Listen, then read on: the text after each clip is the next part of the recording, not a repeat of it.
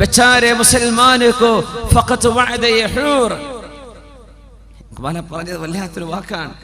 ഔറോं के खजाने हैं मामूर बेचारे मुसलमान को फकत वअदे हूर बरक गिरती है तो गिरती है बेचारे मुसलमान पर. എന്ത് അപകടം ഉണ്ടെങ്കിലും മുസ്ലിമിന്റെ തലക്ക് അമുസ്ലിമീങ്ങളുടെ ഖജനാവുകളൊക്കെ നീ നിറച്ചു കൊടുത്തില്ലേ പടച്ചവനെ. ഓർ ബച്ചാരെ മുസൽമാൻ കോ ഫഖത് വഅദേ ഹൂർ മുസ്ലിമിന് ഹൂറുൽ ഉണ്ട് എന്ന ഒരു വാഗ്ദാനം പടച്ച റബ്ബേ ബാക്കിയുള്ളവർക്കൊക്കെ എല്ലാം കൊടുത്തു ഇവിടെ തന്നെ ഞങ്ങൾക്ക് തരാമെന്ന് നീ വാഗ്ദാനം ചെയ്തു അല്ലേ എന്ന് ഇഖ്ബാൽ ചോദിക്കുന്നുണ്ട് ശിക്വയിൽ. ഈ റിസ്ക് എടുക്കുന്നതിന് അല്ലാഹു സ്വർഗ്ഗം തരും. ഇത് വല്ലാത്ത റിസ്ക്കാണ്. ഇത് ഭയങ്കര റിസ്ക് എടുക്കാണ്. നമ്മള് കാണാത്തൊരു ലോകത്തിന് വേണ്ടി പ്രിപ്പയർ ചെയ്യാൻ ഈ റിസ്ക് എടുക്കുന്നതിനാ സ്വർഗം നമ്മൾ 3 ബെഡ്റൂം ഫ്ലാറ്റ് അല്ല എന്ന് മനസ്സിലാക്കിയിട്ടുണ്ട്. സ്വർഗം ലോകങ്ങളാണ് ഒരാൾക്ക് അല്ലാഹു നൽകാൻ പോകുന്നത്. സൂര്യൻ പടിഞ്ഞാറ് ഉദിച്ചാൽ ഇവരിത് ചെയ്യും. മസീഹു ദജ്ജാൽ വന്നു കഴിഞ്ഞാൽ ആളുകൾ വിശ്വസിക്കും.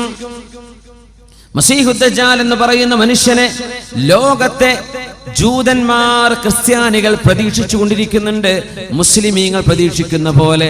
പക്ഷേ നമുക്ക് അഷ്റഫുൽ ഖൽഖ് സ്വല്ലല്ലാഹു അലൈഹി വസല്ലം ദജ്ജാലിനെ കുറിച്ച് വിശദമായി പറഞ്ഞു തന്ന പോലെ ഒരു നബിയും ഒരു സമൂഹത്തിനും പറഞ്ഞു കൊടുത്തിട്ടില്ല.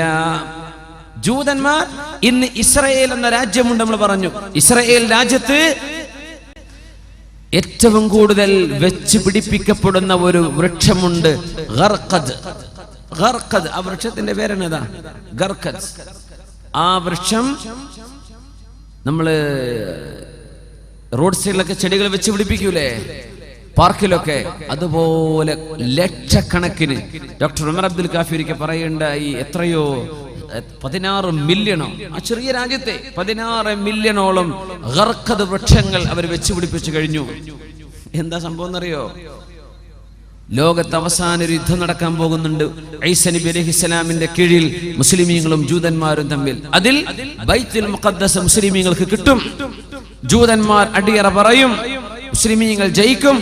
ആ യുദ്ധം നടക്കുമ്പോ എല്ലാ വൃക്ഷങ്ങളും കല്ലുകളും മുസ്ലിമിന് അനുകൂലമായി സംസാരിക്കുന്ന കല്ല് പറയും, യാ മുസ്ലിം തആൽ, ഇങ്ങോട്ട് വാ മുസ്ലിമേ, എന്റെ പിന്നിൽ ജൂതൻ ഇരിക്കുന്നുണ്ട് എന്ന് വിളിച്ചു പറയും, ഒച്ച കൊടുക്കും. ഇല്ലൽ ഗർഖദ, ഗർഖദ് എന്ന വൃക്ഷമല്ലാതെ, ഫഇന്നഹാ മിൻ ഷജരിൽ യഹൂദ്, അത് ജൂതന്മാരുടെ മരമാണ്, ആ മരം വിളിച്ചു പറയൂല. ഈ മരം മില്യൺ കണക്കിന് നട്ടുപിടിപ്പിച്ചു കഴിഞ്ഞു. അപ്പൊ നമ്മൾ ഈ പറയുന്ന ഹദീസിനെക്കാളും വലിയ വിശ്വാസം ജൂതന്മാർക്ക്. അവർ ഉറപ്പിച്ചു കഴിഞ്ഞു. അവര് മസീഹു ദജ്ജാലിനെ വിളിക്കുന്ന പേരാണ് ആന്റി ക്രൈസ്റ്റ്, ഈസാ നബിയുടെ എതിരാളി. ഈസാ നബിയുടെ എതിരാളി, ആ വാക്കിന്റെ പേരെന്നതല്ലേ, ആന്റി ക്രൈസ്റ്റ്. ഈസാ നബിയുടെ എതിരാളി ആര് വിളിക്കുന്നു? ജൂതന്മാർ. ക്രിസ്ത്യാനികളും മസീഹു ദജ്ജാലിനെ ഇന്ന് വിളിക്കുന്ന പേരെന്താ? ആന്റി ക്രൈസ്റ്റ് വരാനുണ്ട്. ജൂതന്മാർ പ്രഖ്യാപിച്ചു കഴിഞ്ഞു, ആന്റി ക്രൈസ്റ്റ് വന്നാൽ ഞങ്ങൾ ലോകത്തിന്റെ ഭരണം ഏറ്റെടുക്കും, ഞങ്ങൾ ജയിച്ചടക്കും. ആന്റി ക്രൈസ്റ്റ് വന്നാൽ അല്ലാഹുവിന്റെ റസൂൽ പറയുമായിരുന്നു, മസീഹു ദജ്ജാൽ ഈസാ നബി അലൈഹിസ്സലാമിനെ കണ്ടാൽ യദൂബു കമാ യദൂബുൽ മിൽഹു ഫിൽ മാ, വെള്ളത്തിൽ ഉപ്പ് ഡിസോൾവ് ആകുന്ന പോലെ, ഉപ്പ് ഉരുകിത്തീരുന്ന പോലെ ഈസാ നബിയെ കണ്ടാൽ ഈ മസീഹു ദജ്ജാൽ എന്ന ദുഷ്ടനായ മനുഷ്യൻ ഉരുകിത്തീരുമെന്ന് റസൂലുള്ളാഹി സ്വല്ലല്ലാഹു അലൈഹി വസല്ലം. ഈ മസീഹു ദജ്ജാലിനെ വധിക്കുന്നത് മഹാനായ ഈസാ നബി അലൈഹിസ്സലാമാണ്. ഈസാ നബിയാണ്. യഖ്തുലുഹു ഈസാ ഇബ്നു മറിയം, ഈസാ നബി, മറിയമിന്റെ പുത്രൻ ഈസാ നബി മസീഹു ദജ്ജാലിനെ വധിക്കുക തന്നെ ചെയ്യും. എവിടെ വെച്ച്? ബിബാബ് ലുദ്, ലുദ് എന്ന നഗരത്തിന്റെ വാതിൽക്കൽ വെച്ചിട്ട്. ലുദ് ഇന്നത്തെ ഇസ്രായേലിലെ, ഫലസ്തീനികൾ എന്ന് പിടിച്ചടക്കിയ ഇന്നത്തെ ഇസ്രായേൽ എന്ന് പറയുന്ന ടെറിറ്ററിയിലെ പ്രധാനപ്പെട്ട നഗരമാണ് ലുദ്. ഇസ്രായേലിന്റെ എയർപോർട്ട് കിടക്കുന്ന ഭാഗം ലുദ്ദാണ്. ആ ലുദ്ദിൽ വെച്ചിട്ട് മസീഹു ദജ്ജാലിനെ ഈസാ നബി പിടികൂടാൻ.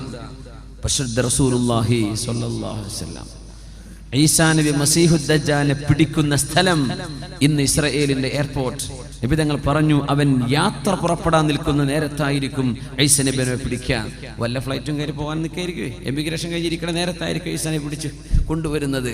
ഈ രീതിയിൽ ആധുനികന് മനസ്സിലാകത്തക്ക രീതിയിൽ ഹദീസിന്റെ വചനങ്ങൾ ശരിക്ക് പച്ചയിൽ പുലർന്നുകൊണ്ടിരിക്കുന്ന കാലമാണിത്. ആരാണ് മസീഹുദ് ദജ്ജാൽ? അവനിവിടെ ഉണ്ടോ? എന്താണ് അവന് സംഭവിച്ചത്? എന്താ നമുക്ക് കാണാൻ പറ്റാത്തത്? അവൻ ആരെങ്കിലും കണ്ടവരുണ്ടോ? നബി സല്ലല്ലാഹു അലൈഹി വസല്ലം തങ്ങളുടെ കാലം ആ ഗോത്രത്തിലെ 30ഓളം ആളുകൾ അവർ ഒരു യാത്ര പോവുകയാണ്. ആ യാത്രക്കാരിലുണ്ട് മഹാനായ സുഹാബി തമീമുദ്ദാരി റളിയല്ലാഹു അൻഹു. അപ്പോ 30ഓളം വരുന്ന ആളുകൾ, ലഖ്മ ജുദാം എന്ന ഗോത്രത്തിലെ 30ഓളം ആളുകൾ കടലിൽ യാത്ര പോയ ചരിത്രം സ്വഹീഹ് മുസ്ലിമിൽ കാണാൻ കഴിയും. സ്വഹീഹായ ഹദീസ്. ആ യാത്രക്കാരിലുണ്ട് മഹാനായ തമീമുദ്ദാരി റളിയല്ലാഹു അൻഹു. തമീമുദ്ദാരിയെ ഓർമ്മ വരണം. ആ സ്വഹാബിയാണ് ഉമറുൽ ഫാറൂഖ് റളിയല്ലാഹു അൻഹുവിന്റെ കാലത്ത് തറാവീഹ് നിസ്കാരം 20 റക്അത്ത് നിർവഹിക്കപ്പെട്ടപ്പോൾ ആ 20 റക്അത്ത് തറാവീഹിന് ഉമർ റളിയല്ലാഹു അൻഹു ഇമാം നിർത്തിയിരുന്ന സ്വഹാബി. 2 സ്വഹാബിമാരിൽ ഒരാൾ ഈ സ്വഹാബിയാണ് തമീമുദ്ദാരി റളിയല്ലാഹു അൻഹു. അദ്ദേഹം മുസ്ലിം ആവാനുണ്ടായ കാരണമാണ് പറയുന്നത്. ലഖ്മ ജുദാം ഗോത്രത്തിലെ 30ഓളം ആളുകൾ കടലിൽ യാത്ര പോയി. അവരുടെ കപ്പലുകൾ തകർന്നടിഞ്ഞ് ഒരു ദ്വീപിലെത്തിപ്പെട്ട കഥയാണ് അവർ പറഞ്ഞത്. അല്ലാഹുവിന്റെ റസൂലിനോട് വന്ന് പറഞ്ഞു കൊടുത്തു. ഉമ്മു ഹാനി റളിയല്ലാഹു അൻഹ പറഞ്ഞു, അല്ലാഹുവിന്റെ റസൂൽ സ്വല്ലല്ലാഹു അലൈഹി വസല്ലം ഞങ്ങൾ എല്ലാവരെയും പള്ളിയിലേക്ക് വിളിച്ചിട്ട് പറഞ്ഞു, എല്ലാവരും ഇരിക്കിൻ.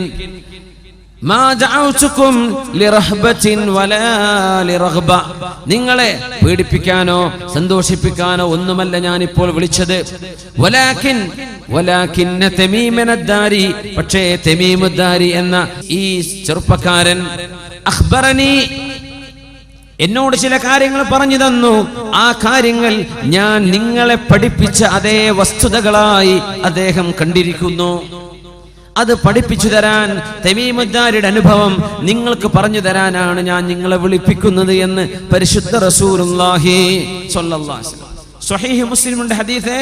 ഇതെന്തല്ല ദഈഫല്ല, എന്തല്ല മൗദൂഉൻ തള്ളിക്കളയുന്ന ഹദീസൊന്നുമല്ല. എന്താ സ്ട്രോങ് ഹദീസാണ് സ്വഹീഹ് മുസ്ലിം. ഞങ്ങൾ യാത്ര പോയി.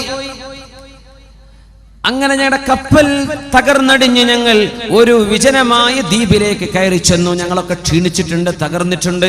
30ഓളം ആളുകളായ അറബികൾ. അന്ന് അറബികൾ ഒരുപാട് യാത്ര ചെയ്യുന്ന ആളുകളാണ്. വോയേജസ്. ഒരു GPS സംവിധാനം ഇല്ലാതെ അവർ യാത്ര ചെയ്തത്. നമ്മുടെ കോഴിക്കോട് കാപ്പാടും കൊച്ചിയിലും നമ്മുടെ കൊയിലാണ്ടിയിലൊക്കെ അറബികൾ നടത്തിയ യാത്രയൊക്കെ എങ്ങനെ, എന്തൊരു അത്ഭുതമാണല്ലേ. നമുക്ക് പോകാൻ പറ്റും. ഇപ്പോൾ എല്ലാ സംവിധാനമുള്ള കപ്പലും ഉണ്ട്.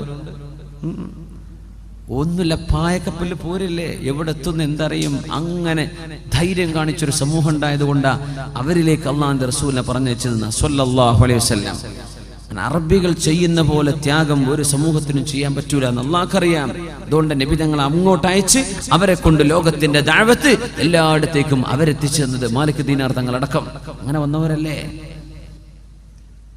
അവർ യാത്ര പോയി, കപ്പൽ തകർന്നടിഞ്ഞ് ഒരു ദ്വീപിലേക്ക് അഭയം പ്രാപിച്ച കഥയാണ് മഹാനായ തമീമുദ്ദാരി റളിയല്ലാഹു അൻഹു അല്ലാഹുവിന്റെ റസൂലിനോട് പറഞ്ഞു കൊടുക്കുന്നത്. നബിയെ, ഞങ്ങൾ കയറി ചെന്നപ്പോൾ ഫസ്തഖ്ബലത്നാ ദാബത്തുൻ, ഒരു മൃഗം ഞങ്ങളുടെ മുമ്പിൽ പ്രത്യക്ഷപ്പെട്ടു. സൗദാ, ഒരു കറുത്ത ഭയങ്കരമായ അദീമ, ഒരു ഭീമാകാരമുള്ള ഒരു ജീവി.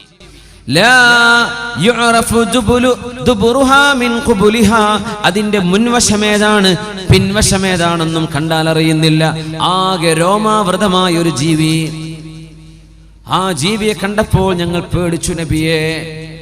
ഞങ്ങൾ ചോദിച്ചു, മാ അൻത, ഈ ആരാണ് എന്ന് ചോദിച്ചു. നീ എന്താണ് ചോദിക്കന്നെ. മാ അൻത, അത് വിചാരിച്ചത് മറുപടി പറയില്ല. ആ സാധനം മറുപടി പറഞ്ഞു. അതാണ് അത്ഭുതം. ആ ജീവി ഞങ്ങളോട് മറുപടി പറഞ്ഞു, അനൽ ജസ്സാസ, ഞാൻ ജസ്സാസ എന്ന മൃഗമാണ്. ഞങ്ങൾ ചോദിച്ചു, വമൽ ജസ്സാസ, എന്താണ് ജസ്സാസ എന്ന് പറഞ്ഞാൽ? ആ മൃഗം പറഞ്ഞു, ഞാൻ ആരാണെന്ന് നിങ്ങൾക്കറിയണമെങ്കിൽ ഇൻതഖിലൂ ഇലാ ദൈരിൻ തഹ്ത, ആ താഴ്ഭാഗത്ത് ഒരു ഗുഹയുണ്ട്, അവിടെ ഒരാൾ ഇരിക്കുന്നുണ്ട്. അയാളോട് പോയി ചോദിച്ചാൽ അയാൾ പറഞ്ഞു തരും ഞാൻ എന്താണെന്ന്.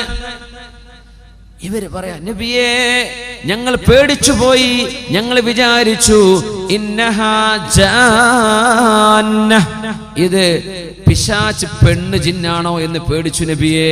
ഞങ്ങളുടെ ഭാഷയാണ് ഈ മൃഗം സംസാരിക്കുന്നത്, ഇത് പിശാച്ചാണോ ഞങ്ങൾ പേടിച്ചു. പക്ഷെ ഞങ്ങളോട് പോകാൻ പറഞ്ഞു, താഴേക്ക് നടക്കാൻ വേണ്ടി പറഞ്ഞു. നടന്നു ചെന്നു. അവിടെ ഒരു ഗുഹയുണ്ട്. ആ ഗുഹയിൽ ഭീമാകാരമുള്ള ശരീരമുള്ള ഒരു മനുഷ്യനെ ഞങ്ങൾ കണ്ടു നബിയെ, ഞങ്ങൾ കണ്ടു. ചങ്ങലകളിൽ ബന്ധിച്ചൊരു മനുഷ്യൻ കിടക്കുന്നുണ്ട്. ഞങ്ങൾ ചോദിച്ചു, മൻ അൻത, നിങ്ങൾ ആരാണ്? മുടിയെല്ലാം ചുരുളൻ മുടിയുള്ള ഭീമാകാരമായ ശരീരമുള്ള ഒരു ചെറുപ്പക്കാരൻ, ഭയങ്കര ചങ്ങലകൾ, കൈകാലുകൾ ചങ്ങലകളിൽ ബന്ധിതനാണ്. നീ ആരാണെന്ന് ചോദിച്ചു. ആ മനുഷ്യൻ പറഞ്ഞു, ഞാൻ ആരാണെന്ന് പറഞ്ഞു തരാനിരിക്കട്ടെ, നിങ്ങൾ ആരാണെന്ന് എനിക്ക് പറഞ്ഞു തരിൻ. ഖുൽനാ, ഞങ്ങൾ പറഞ്ഞു, ഉനാസും മിനൽ അറബ്, ഞങ്ങൾ അറബികളാണ്, ഞങ്ങൾ കപ്പലിൽ യാത്ര പോയതാണ്, ഞങ്ങൾ വഴിതെറ്റിപ്പോയി കപ്പൽ തകർന്ന് ഞങ്ങൾ ഇങ്ങോട്ട് എത്തിപ്പെട്ടതാണ്. നിങ്ങൾ അറബികളാണല്ലേ? അതെ, ഞങ്ങൾ അറബികളാണ്. എനിക്ക് ചില ചോദ്യം ചോദിക്കാനുണ്ട്. അഖ്ബിർനി അൻ നഖ്ലി ബൈസാൻ, ബൈസാൻ ഈത്തപ്പനത്തോട്ടം എങ്ങനെയുണ്ട്? ഇന്നത്തെ ജോർഡാനിലെ ഈത്തപ്പനത്തോട്ടത്തിന്റെ പേരാണ് ഈ പറയുന്നത്. ബൈസൻ ഈത്തപ്പനത്തോട്ടം എങ്ങനെയുണ്ട്?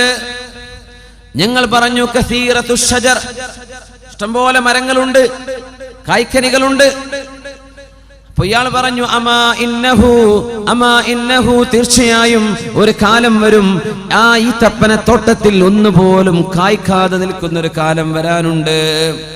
അഖ്ബിർനി അൻ ബുഹൈറത്തി ത്വബരിയ, ത്വബരി തടാകത്തെ കുറിച്ച് പറഞ്ഞു തരൂ.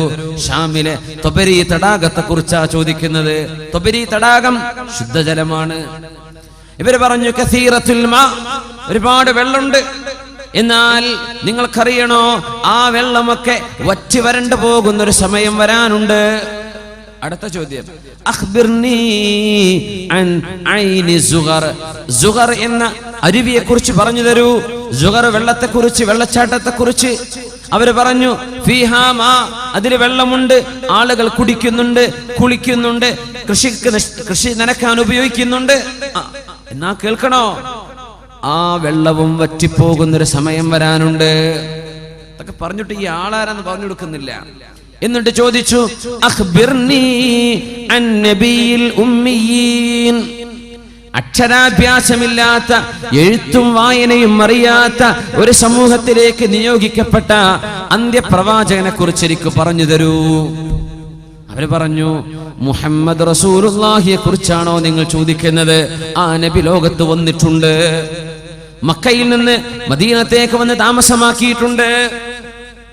ഇയാൾ ചോദിച്ചു, എങ്ങനെയാണ് ജനങ്ങൾ ആ നബിയോട് പെരുമാറുന്നത്? ശത്രുതയിലോ അല്ല അനുനയത്തിലോ? പറഞ്ഞു, കുറെ ആളുകൾ ശത്രുതയിലാണ്, കുറെ യുദ്ധമൊക്കെ നടന്നു, കുറെ പ്രശ്നങ്ങളൊക്കെ നടന്നു, കുറെ ആളുകൾ പിൻവച്ചിട്ടുണ്ട്. പക്ഷെ കുറെ ആളുകൾ ഇപ്പോഴും ശത്രുതയിലാണ്. ബദർ ഉഹദൊക്കെ നടക്കുന്ന കാലാണപ്പോ. അന്നേരം ഇയാൾ പറഞ്ഞു, ഫഖൈറുൽ ലഹും അൻ യുതീഊ, ഫഖൈറുൽ ലഹും അൻ യുതീഊ, അവർക്ക് ഏറ്റവും നല്ലത് ആ നബിയെ പിൻപറ്റലാണ്. ആരാ പറഞ്ഞത്? അന മസീഹുദ് ദജ്ജാൽ, ഞാൻ മസീഹുദ് ദജ്ജാലാണ്. ലോകാവസാനമെടുക്കുമ്പോൾ എന്റെ ചങ്ങലകൾ പൊട്ടിക്കപ്പെടുകയും ഞാൻ പുറത്തു വരും, ഞാൻ ലോകത്ത് സഞ്ചരിക്കും.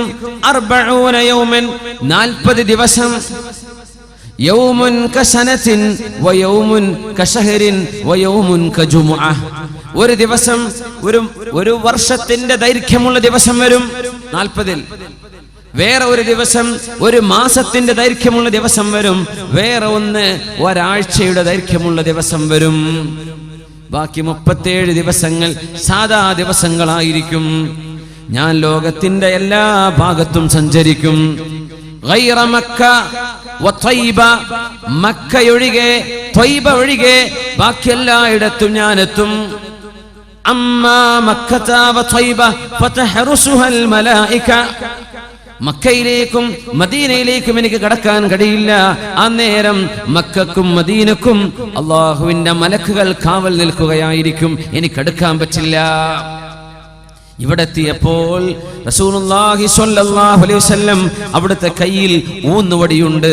ആ വടി മിമ്പറിൽ കുത്തിക്കൊണ്ട് പറഞ്ഞു, ഹാദിഹി ത്വയ്ബതു ഹാദിഹി ത്വയ്ബതു ഹാദിഹി ത്വയ്ബ.